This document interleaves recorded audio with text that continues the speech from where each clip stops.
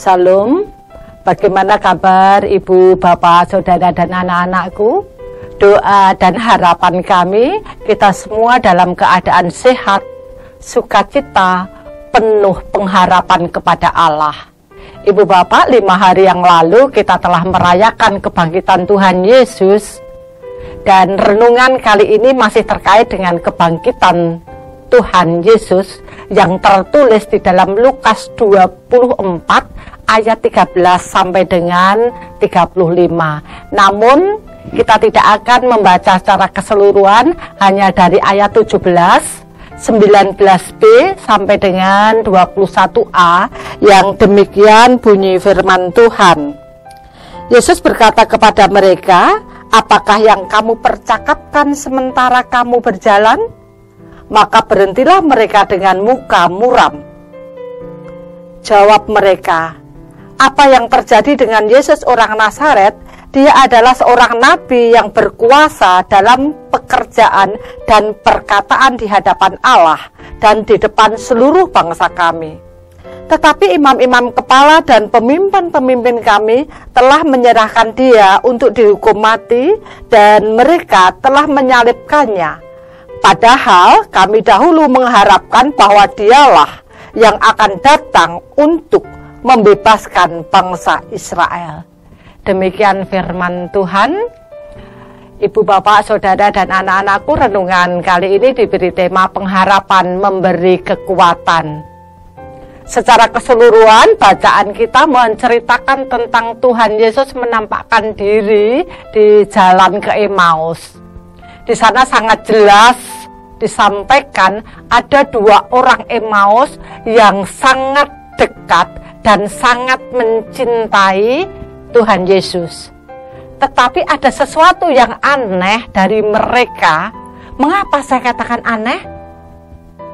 Karena mereka orang yang sangat mencintai dan sangat dekat dengan Yesus, tetapi ketika Tuhan Yesus hadir, menemui, berjalan, bercakap-cakap cukup lama, karena mereka menempuh perjalanan dari Yerusalem ke Emmaus sejauh 7 mil yang kurang lebih 11 km. Namun mereka tidak bisa mengenali Tuhan Yesus yang mereka kasihi. Terkait dengan tidak bisa mengenali lagi orang yang pernah bertemu, pernah ngobrol, memang sesuatu yang wajar karena tidak memiliki kedekatan secara emosional. Dengan sahabat lama pun bisa juga kita lupa atau pangling saking lama tidak ketemu. Pernah suatu kali saya reuni dengan teman-teman sewaktu saya duduk di bangku di sekolah, baik itu SMP maupun ketika saya di SLTA. Ketika pertama kali kami bertemu dalam reuni dengan teman-teman lama, di antara kami saling bertanya siapa namanya, kelasnya dahulu apa, rumahnya di mana, dan sekarang tinggal di mana. Itu suatu pertanyaan yang hampir semua menanyakan hal yang sama. Karena kami masing-masing sudah sulit mengenali satu persatu. Karena baik wajah, body, penampilannya sudah berubah. Maklum kami sudah berpisah sangat lama, kami tidak bertemu 40 tahun karena kami lulus SLTA itu tahun 1984. Jadi memang sesuatu yang wajar jika terkadang kita tidak bisa mengenali lagi sahabat lama kita. Tetapi menjadi sesuatu yang aneh jika orang sudah tidak mengenali orang yang sangat dikasih dan sangat dekat dengan dirinya hanya dalam waktu beberapa hari tidak ketemu. Mengapa ini bisa terjadi? Ayat 17, Yesus berkata kepada mereka, "Apa yang kamu percakapkan?" Maka berhentilah mereka dengan muka muram. Dikatakan di situ, muka 2 orang Emmaus ini muram. Muka muram itu menunjukkan adanya hati yang sedih. Mungkin karena sedang kecewa, atau mungkin karena sedang tidak berkenan terhadap sesuatu. Dengan demikian ketika wajah para murid sedang muram, berarti hati para murid ketika itu sedang sedih, mungkin sedang kecewa. Apa yang menyebabkan mereka sedih? Dari percakapan berikutnya di ayat 21, para murid mengungkapkan kekecewaan dan kekesalan hatinya karena para pemimpin mereka dan para imam kepala telah menangkap dan menyalibkan Yesus.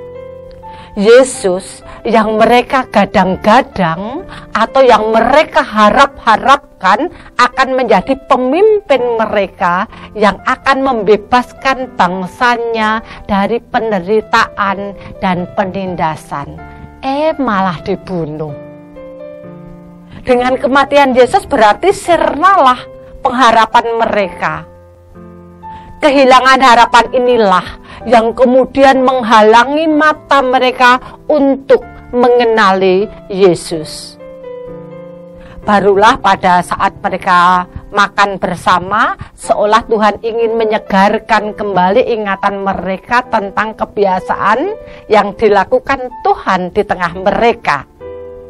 Di mana ketika makan bersama, Yesus mengambil roti, mengucap berkat, memecah-mecahkan dan membagikan kepada mereka.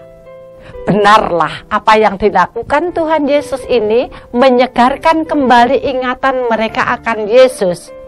Mata mereka menjadi terbuka, mereka mengenali Yesus, walaupun ketika mereka tersadar akan kehadiran Tuhan Yesus sudah lenyap dari antara mereka. Namun kesadaran akan kehadiran Tuhan ini memulihkan harapan mereka. Sekali lagi kesadaran akan kehadiran Tuhan ini memulihkan harapan mereka.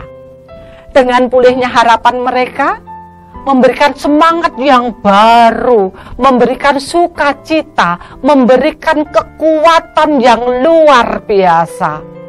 Hal ini sangat nampak dari sikap mereka. Mereka tidak menjadi malas dan lelah. Setelah menempuh perjalanan sejauh 11 kilo, mereka kemudian kembali bergegas balik ke Yerusalem untuk menceritakan apa yang mereka alami.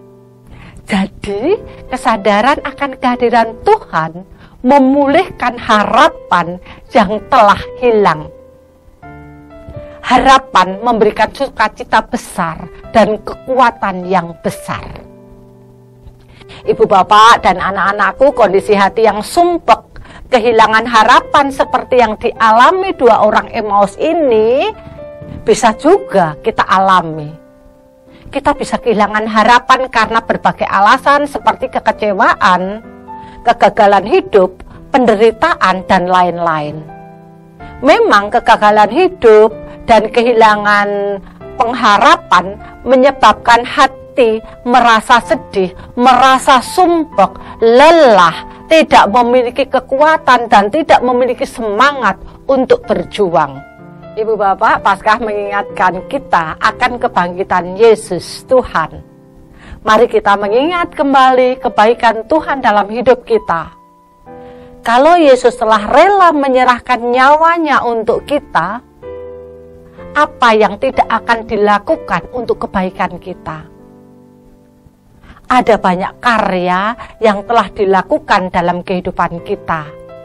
Karena itu, mari kita satu bangkit, mengingat kembali karya Tuhan dalam hidup kita. Yang kedua, mari kita bangkit untuk terus memperjuangkan harapan kita. Dan bangkit, jangan larut dalam kekecewaan, kesedihan, dan duka cita. Mari kita terus nyalakan harapan dan semangat kita. Semoga kita dikaruniai pengharapan yang teguh kepada Tuhan. Amin. Tuhan memberkati. Mari kita berdoa. Bersyukur Tuhan atas segala kasih karunia, pertolongan dan berkat Tuhan dalam sepanjang hidup kami. Bersyukur kami diingatkan untuk terus memiliki pengharapan kepada Tuhan. Teguhkan harapan kami kepada Tuhan, untuk kami berjuang bersama dengan Tuhan untuk meraih masa depan kami. Dalam nama Tuhan Yesus, kami menaikkan doa kami. Amin.